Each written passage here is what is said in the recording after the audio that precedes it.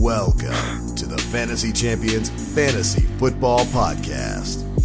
Here's your host, Morgan Colby and Rick Lemon.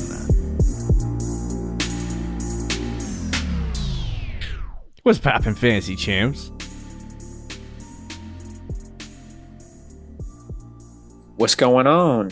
Welcome to Fantasy Champions Fantasy Football Podcast. My name is Morgan Colby. I got Rick Lemon with me as always. What's poppin', Ricardo? What's up? It is week 13. Week 13. I put 2 fingers up instead of 3. Nice, good job. So by this time when we Week launch this 13. podcast, I'll know if I lost or won. I have a question for you, Rick. Mm-hmm. In the home league, I should say. Literally the only league I think about 97% of the time. And it's funny because I'm the It's complete opposite of you now. I'm in 5 leagues with money, and this one I don't have any money involved, and I'm like... Anyway. I'm up by 30. Up by 30, okay. 30.06. Who does he have? Russ and DK Metcalf. Who do you have? Zilch. Oh, dude. See, Close to normally toast. the way it's been going, I would say you're fine. But they're playing Washington. And we told I you feel guys to start him.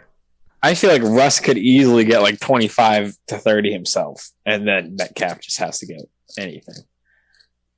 Or it could be like exactly like the last 2 weeks have gone. It could. There's a chance that Metcalf gets like 5 points and Russell Wilson gets 10, and you win by 15. But if I was a betting man, I'd say you're going to lose tonight. What if it's like 20 points and 20 points for Russ and 9 for Metcalf? I mean, that actually could happen. That's feel just like like Metcalf without a touchdown, if- and then Russ has a decent game. and it would be like I would win by 0.2, and then a stat adjustment would just stab me in the chest. Yeah, then you lose. So that could happen. I feel like if Russ has a really good game, then DK will also subsequently have a really good game. But if Russ still blows, there's no way DK has a good game. And even if he does, True. like, Well, I mean, Russ could throw for like 4 interceptions and like 200 yards, but he throws like 1 touchdown, and it's he like gets an 10 80-yard points, touchdown to Metcalf. and then Metcalf gets 21. I don't even know how that happens. It's somebody. If that happens, I'll pay somebody money. I'll give you $20, Rick. All right, that sounds good to me. if somehow Metcalf gets 20 points, but Russell Wilson only scores 10 fantasy points, and I still lose. If you told me Russ was going to get 10, I'd say I won in that context. You're gonna. I don't think Metcalf's getting 20 plus if Russell Wilson scores 10 points. I think you're probably in the clear for that. Yeah, so I'm just going to sit here. I hate it too. I saw that I was facing 2 Monday games. I'm like, this is what it's going to come down to, isn't it? And I hate watching a game of football rooting against. I like rooting for people to score fantasy points. So I guess I could root for Gibson tonight. Got him in a couple of leagues. But I don't like rooting against people. Yeah. Because then it's like, Just, it's even worse. Because every time they catch one ball, it's like reload. Did they get enough points? Yeah. So I'm going to say I lost. Just do a DraftKings lineup tonight. And then, Yeah, then I can actually have Metcalf and Russell Wilson in it, so that way you feel good if they go off. Yeah. Just throw them in a lineup, and I'll be like, frick, I lost, but hey, I won $100. Yeah, exactly. But anyway, it is week 13. We have waiver wires for week 13. Hopefully you had a wonderful Thanksgiving weekend and enjoyed the football that was graced upon our eyeballs. Yeah, like Lions and Bears, oh my. Yeah, it was kind of rough on Thanksgiving. Can't lie. But anyway, before we jump into our waiver wire for week 13, check out the website, fantasychampions.com. Follow us Twitter, Instagram, TikTok, Facebook, all those platforms. Type your name in, you'll find us. If you're listening on Apple Podcasts, Spotify, Stitcher, or any other podcast platforms, leave a review, share this pod with your friends. If you're watching on YouTube, subscribe, click the bell for notices, and then like and comment down below any questions you might have for us pertaining to fantasy football. If you want to know what kind of hair product Rick uses, I guess you could ask that too, but I ain't answering it. Yeah, I think I'll pass on that. People are just obsessed with your hair. It's the flow. There's some chick out there just at home thinking about your flow. Just watch our podcast just to see your hair. Yeah, my flow's just that good. They're stalking you right now through a window. Yeah. All right. Well, never mind. I think I'll shave my head. That's what's happening. But anyway, yeah. Let's jump into waiver wires. What do you say, Ricardo? I'm gonna try to let's do it. Try to get this done in 20 minutes time. Is the wife already on it? No, she's good. Okay. I have a bird in the oven. Oh well, yeah. That probably. I was having a Thanksgiving thoughts the week after, but so when I was younger, growing up, right? You live with your parents. My parents hosted Thanksgiving for everyone, so I would have Thanksgiving dinner, and then I'd have it the day after, and the day after, and the day after. Right. And I don't live with my parents anymore. I'm a married man, live in an apartment, but I travel for Thanksgiving from house to house, and the worst part about that is that I go home and I have no Thanksgiving dinner to eat for 3 days. And then I'm just like going, what am I supposed to eat? Well, the rest of my family is eating turkey pot pie and all kinds of good stuff. And I'm just devastated. Dude, that's how it was this year for me because I usually do that too. See? And you don't have... So anyway, I decided to buy a whole turkey and cook a turkey dinner here on... We're recording this on Monday. And just for giggles. Yeah, just to have the turkey. And so it's currently in the oven, and I need to make this concise because I got to go baste the bird. Okay. And my wife just texted me saying, watch it. I can hear you. So that leaves it there. Oh, well. But anyway, so yeah, let's talk about waiver wires. We'll start with the streamable quarterbacks of the week. And there's some interesting guys. I feel like this is really gross because there's really no one left to stream. I was going to say, I mean, the people on this list aren't necessarily the guys you would want to stream, I guess, for this week. Because there's someone on who would be number one on my list that isn't on this list. Okay, and that would be? You want me to just say it now? Yeah, just let it go. All right. Well, I'd probably do Carson Wentz. He scored 25 fantasy points. Well, actually, that number is screwed because 22 of our touchdown point. Yeah, 22 points this week. And he's playing Houston next week, so he's got a very good matchup. Teddy Bridgewater is another guy who's not on this list. It's gross because it's Teddy Bridgewater, but he's playing the Chiefs. Yeah. So it's a very good matchup. Although, is Teddy Bridgewater going to score more than like 20 fantasy points in the game? No. Probably not. Yeah. But he would be a good one though. Yeah. I would definitely take Wentz over him. Yeah, I would do Wentz Houston as well this week.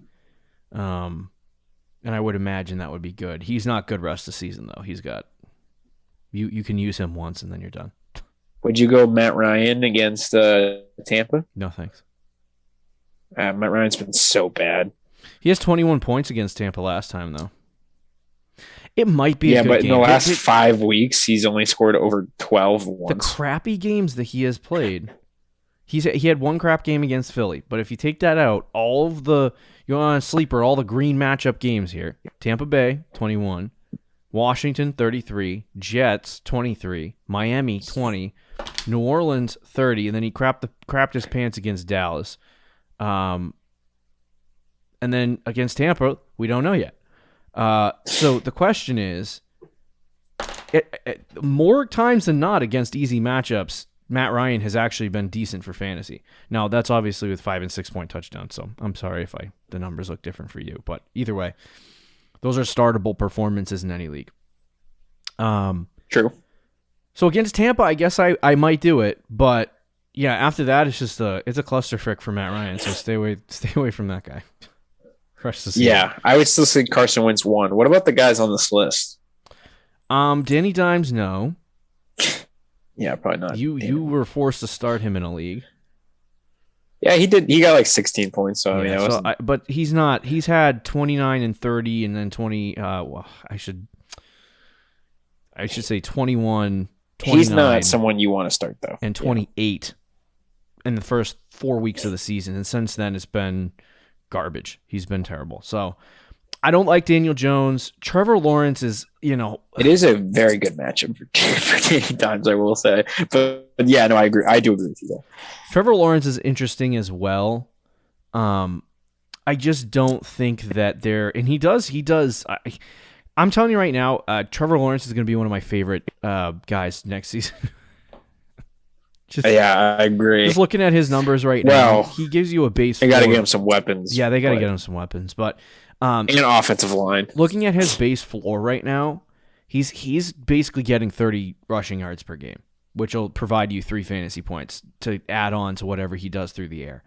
The last 5 weeks, they've kind of slowed down with him a little bit, and that's reflected in the passing yards area. He's had 238 passing yards, 118, 162, 158, and 228 the last 5 weeks, which are not great numbers. He's not chucking it down the field like he looks like what Mac Jones has been doing all season. Yeah. So, and he's not throwing passing touchdowns. So I don't know if there's any upside in Trevor Lawrence for this week, obviously against the Rams, but I can see why people like him because of the Tennessee, Houston, and New York Jets schedule in week 14, 15, and 16, that you would be able to play him. So sure. Even then, though, I mean, for this year, I don't really see him. Yeah, I don't going. I mean, I could see him getting like a 15, 20 point, maybe like a 20-point week in there, maybe even 2 against like Houston or the Jets, or like Tennessee and the Jets, like something like that. But for this year, it's kind of tough for me. No, I have a question, because Tua has been all over the road kind of here a little bit on the season. Not really. It's not that he sucks. He just hurt for fantasy. Yeah, for fantasy. Like there are 2 games that he got hurt in, and then there's some games that he should have performed well but didn't. So in games that he has played at least 95% or more, he's had 18, 24, 32, 16, 20, and 14. Yeah. And he's played New England, Buffalo, and Carolina in those games as well. So that's a tough grouping of matchups. I will say in the games that he's like had easy matchups, like the Jaguars, the Falcons, the Jets, he played pretty well, fantasy wise. And then against like the Bills, tough matchup. And he was playing really well against Baltimore too before he got hurt. But like against the Bills, tough matchup. Panthers this week was a really tough matchup. Played really well in real life, 27 of 31, but didn't put up any fantasy points. He is kind of on this list every week. Against the Giants, it's a decent matchup. So, I mean, if you want to stream him, I think he scores more than 13 points this week. Yeah. But I'd probably still put Carson Wentz ahead of him. But I would say too is a good add for the down the stretch, because he's not playing week 14. Yeah, his playoff. His week 13 against the Giants is not super easy. It's mediocre. But he's got the Jets, New Orleans, Tennessee. This guy could be one of those guys you pick up off the waiver wire, could have a league-winning pace at the end of the season. I don't want to guarantee that, but the other thing, too, is the Dolphins have been playing a lot better. I think they won 3 or 4 straight. Yeah. So, yeah, I would keep an eye on Tua. But outside of that, I think the quarterback position is kind of something that I'm done with at this point. It's kind of well, hey, bro, what about Taysom if he starts? That is fair. I don't know. The big thing I know about Taysom Hill, and especially right now with the way, I don't know where Kamara is at, and we'll talk about that a little bit more on the Wednesday show, because we're talking about Thursday night football games. But if Kamara is not playing, I would imagine that, and even when he was playing, Taysom took a lot of red zone opportunities rushing. He's like white Cam Newton. Yep, he is. Yep. That's exactly what he is. I think there's going to be a lot of upside fantasy-wise for Taysom Hill. I'd like to see how he performs passing the ball with absolutely no receivers. But I think he provides a solid rushing floor that could be good. But I don't know that I want to start him in the first game out. I want to see one first and see how they utilize him. That's fair. It's also a Thursday night game, so I mean it might be a gross one, but his schedule is pretty good rest of the season. Dallas, Jets, Tampa, Miami. Next few weeks. I think he's definitely worth it. I remember last year, like he kind of wasn't that great in real life, and then you looked and he scored like 23 fantasy points. Yeah. Yeah, maybe. I like it. I like it a lot. Let's move to running back. Last year, just go ahead. Really quickly, in the games that he started, he averaged 10 to 12 carries a game. So wow. For like 50 to 60 rushing yards. Yeah, no, that's a really good floor. All right, let's move to the running back position. There's actually some decent guys here that you can go out. I would say the first one, and not because I watched Tennessee and saw that, but Dontrell Hilliard. Sure. I'm going to say. Donta Foreman looked pretty awful until like the third quarter. Yeah. And I'm surprised that they put him back in the game and they put their confidence in him. I don't know what the Tennessee Titans are going to do because they want Foreman looks externally like surface level like Derrick Henry, not in play style, not play style, yes, but not in talent or just playing football. I just mean like he's got the dreads, he's really tall, he's pumped. He looks like Derrick Henry, and I think Mike Vrabel looks at him and goes, "You look like Derrick Henry. You look like somebody who should be on the field getting 30 carries a game." He shouldn't be getting 30 carries a game, by the way. But Hilliard actually looked good for the majority of the game. I don't know if Tennessee is going to do that, and it's more likely than not in your league that that a team in your league has Donta Foreman if you don't already have him. So I think a close second would be Hilliard because I think Foreman can throw away the job or get hurt at any moment, and Hilliard would just be sitting in the backfield waiting. And they both had a decent game this Sunday, so I would add him as my first running back. But who do you got, Rick? Any guys on this list? Yeah, he'd actually probably be my first too. I was checking when Derrick Henry was coming back, but he's still out until the last report I saw was till early January. So that's probably going to be the whole regular season, maybe like week 18 or week 17 he comes back, but pretty much the whole season, fantasy season. So yeah, Hilliard's a good pickup. Tony Jones is on this list. Do not pick him up. First of all, I think Kamara is going to come back soon. Might not be this week, but it'll be soon. Mark Ingram might come back. But even if they don't, he had 16 carries this week for 27 yards. Wow. It's 1 yard a carry. 1.6 yards per carry. 1.69. I know it was a tough matchup against Buffalo, but my gosh. That's pretty bad. Yeah, pretty bad. You know what I like too? Who? Breda. Oh, I knew you were going to say that. Have you seen the last 3 games? I haven't looked at his numbers, but I know it's... Hold on. I was grossed out too, and I scrolled through just... Zack Moss was a healthy scratch. I was running through the numbers, and I was like, what do I do? He's had 16, 7, and 12 in the last 3 matchups, so basically averaging about 10 points a game. His snap percentage is low, though. Yeah. He's playing Zack Moss's role. Yeah. I don't mind gross. It. Because if he goes out and has another good game, like they need something there to change the pace for Buffalo because all they do is throw. They run 5-6 wide receiver sets and they just throw it. They need somebody to run the football. They're a team that could actually draft a running back and it be justified. Oh, they definitely need to do that. Did you see a complete side note? Did you see not another Browns player's father went on Twitter and went off? Another Browns player? Kareem Hunt. Oh my god. Yeah, it was like, I ain't trying to be like OBJ's daddy. But bigger blows. Did he really? Yeah. He's like, and I can say what I want. I'm like, what? So, hey, I don't know. Maybe Kareem Hunt gets cut and goes to the Buffalo Bills. I think at this point Baker is getting sick of playing for the Browns. The Browns know how to throw away their whole franchise in 5 minutes. I'm not gonna lie. Baker has not been good this year. No, he's not. Like he has not been good. But anyway, I just want to throw that out there.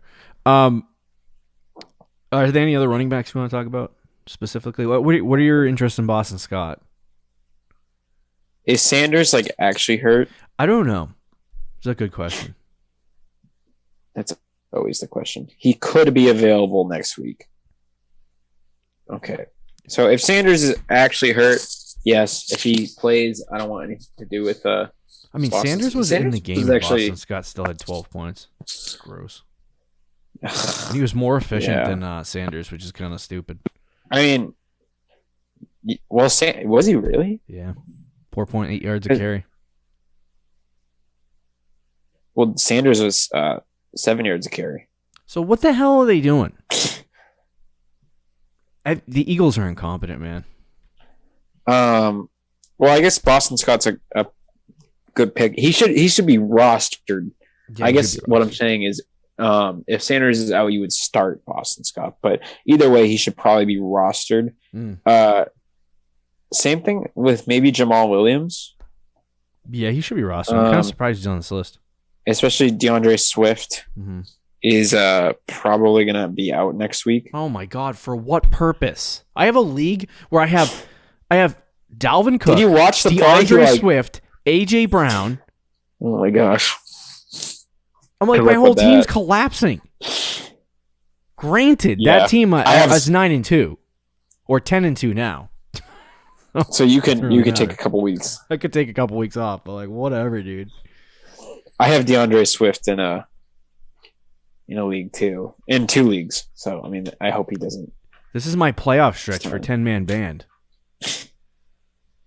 Dude, I'm about to go full tank mode in that league. Everyone. If I had no. I'm gonna go all out next year, but for the remainder of this year, I'm just gonna go for the number 1 overall pick. I don't have any picks left. So. Like I'm gonna trade it if I get the number 1 overall pick. That's a side note though for another day. Anyway, we done with running back? Yeah. All right. Let's move to the wide receiver position. There's some guys here. Kenny Gallaudet is a surprising list on this. Like people have dropped Kenny Gallaudet. I guess I know he was dead. But like, is he that dead? I guess so. Look at his numbers. Okay, so I don't really know what's been going on. Yeah, he's been hurt like normal Kenny Gallaudet status. I don't want Kenny Gallaudet. But even when he's healthy though, like he kind of blows. Now I'm really intrigued and I like a lot, and this is just the Patriots fan in me, but I like Kendrick Bourne a lot. But there's just. It's hard because there's no, and we told you to start him last week, by the way, but there's no target share. Yeah, he's a little inconsistent. And like you look at the snap percentages, Rick. He's been by far the Patriots' best wide receiver. Besides, I don't get why it's that low. It's just I can't. He probably is not a great blocking receiver, and they probably N'Keal Harry gets a 50% snap percentage just because he's out there for every run. So do you want to add him or? Kendrick Bourne? Yes, I actually would add Kendrick Bourne, but he's someone who like you're not going to want to start every week just on good matchups. Right. So I wouldn't add Kenny Gallaudet, but I would add Kendrick Bourne. See what you got there. I agree. Parker came back from injury. Is that true? Or has he been in all? Not this. No. He's been injured since like week 5, I think. But I think he's supposed to come back this week. He actually was really good this year. Well, no, I wouldn't say really good, but he was decent when he was out there. But yeah, he's been battling an injury. There's a chance he comes back this week, but honestly, this is their last week before the bye, so they might just rest him another week and then pull him off. Yeah. Yeah. Sterling Shepard's coming back soon, maybe. Yeah, he's probably going to be the wide receiver. Honestly, the way Kenny Galladay's playing, I think Shepard's probably going to be the wide receiver 1 when he comes back, or Kadarius Toney. I have no idea. He was pretty good when he was playing. Shepard? Games that he played over 90% snap percentage. 20, 13, and 12. Yeah. No, he should definitely be rostered in leagues for that. And then is there any other wide receivers you want to talk about? Or No. LaVisca is dead. He had 9 targets this week, and he had like 4 fantasy points. Gross. Again. He hasn't scored more than 10 since week 4. Oh, my God. That's disgusting. And he's played in every game. Full snap percentage. All right, so here's how we're going to do the tight end position, okay? Yeah. You give me a tight end. I'll give a tight end. And then we'll just leave it at that. Okay. I'll try my best. Like, I want tight end content, and I'm like, screw you. I got nothing. All right, go ahead. All right. Ready? Bang. You want me to give mine right now? Yeah. Oh my gosh. I'll say Cole Kmet. He's the top guy in this list, and I like him. I know that's not a great reason, but he's actually been playing pretty well lately. Yeah. He's just very inconsistent, but so is every other tight end. But what I like about it is the last 2 weeks, or last 3 weeks. He had that one game with 2 targets against the Ravens. They also ran the ball a crap ton in that game. But the other 2 games, he had 8 targets and 11 targets. So if he could just, he doesn't need to get 11, but if he could just hover around like 6 to 8 targets a week, I think he's going to be semi-fantasy relevant. And he could be a good play. I would take Evan Ingram just on the strength of schedule. Okay. All right. So that's it. There you go. Tight ends are weak, man. Evan Ingram. Ugh. So gross. Anyway, there are your waiver wire targets for week 13. We have Thursday night preview tomorrow, so be sure to check it out. See you later, guys. Later. Thank you for listening to the Fantasy Champions Podcast. Make sure you subscribe on iTunes and YouTube, and follow us on Twitter @TheFFChamps.